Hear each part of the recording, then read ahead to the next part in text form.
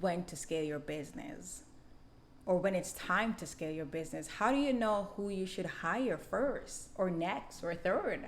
How do you know how much money you need to pay someone or you can afford, or what's the right pay for someone? Here's what I did. When I figured out or realized that I need to scale my business, I looked on the things that I was doing that was, one, taking up my time, and two, things that I hated doing. And the number one thing was underwriting.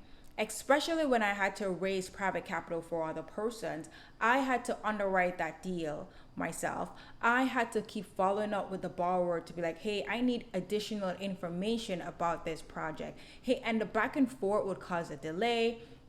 I would have to keep up with all that communication, whether it's email or text message, and I would miss out on opportunities because I wasn't making it a priority, because it got to a point where I hated underwriting.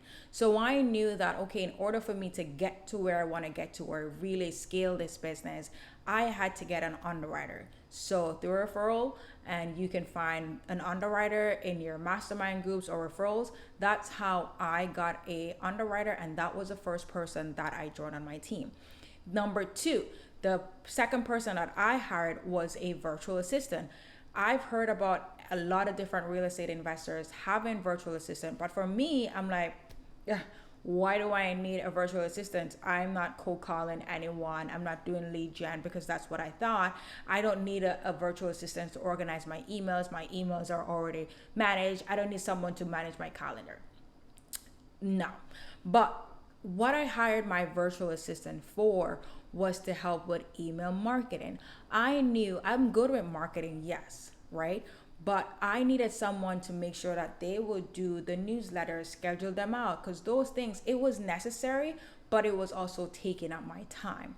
So the virtual assistant, they had to know how to have some form of skill with email marketing, know how to use MailChimp. The virtual assistant also had to know how to use Canva, because that way I create a lot of pitch decks, which can be very time consuming. So now the virtual assistant helps with creating the pitch deck. I'm seeing now where, as it relates to email management, yes, I would clean up my emails, but the virtual assistant helps to categorize the emails using labels and stuff like that, so I don't miss it and it's easy for me to find emails. Tedious tasks, such as when I have a meeting with a potential private money lender, the virtual assistant will ensure that that lender gets a reminder email about the meeting. Also, is remind that, hey, you need to fill out the intake form before our meeting. Just a simple task that you have to do in your process. Like, make a list of that, and then you will know who you should hire next, or some of the things that you just want to stop doing. And not saying that you should go and hire everyone, or if it's not within your budget or you can't afford at the moment, start putting plans in place or make that investment to hire the most crucial person that will help you to get back some of your time so you can really focus on what you like doing. And I think right now I have other connectors slash capital raisers that I work with, because I already have the systems and processes in place. And I think the next hire that I have, I don't know what that's gonna be. It's really gonna depend on whatever tasks I'm doing at the moment that I currently hate doing, which right now it is content.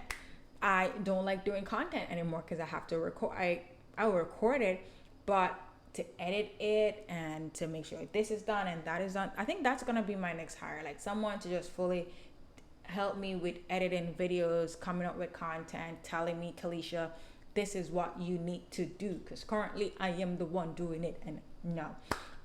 My virtual assistant also helps with doing that a little bit as well, in terms of scheduling the videos on my YouTube, make sure those are done. But I still have to come up with the ideas, record them, and guide them through recording that. So I would highly recommend, if you're thinking of scaling your business or hire someone a part of your team, just think about the tasks that are taking up a lot of your time and things that you really want to cut out doing as well, and see what you can really afford to do it. And keep in mind that it's not an expense. It's listed as an expense, but it's an investment into the person as well. It's going to take a lot of time for you to find the right team member. Now, you might be lucky in finding the perfect team member on the first go, but understand that you might find one person, you take the time and it doesn't work out. But guess what? Each person that you end up maybe firing because it didn't work out, it makes you like fine tune your criteria for the next hire.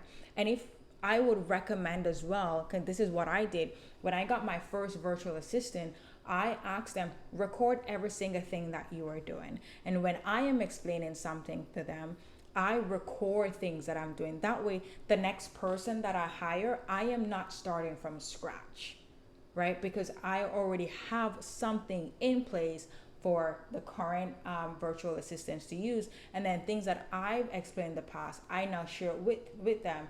And I just keep the process going. So every time you hire someone, you're now developing your standard operating procedure.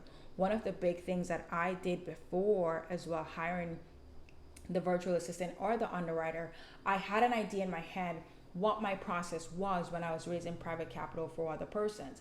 So I think I just scribbled things down. Like, I didn't care how it was layered.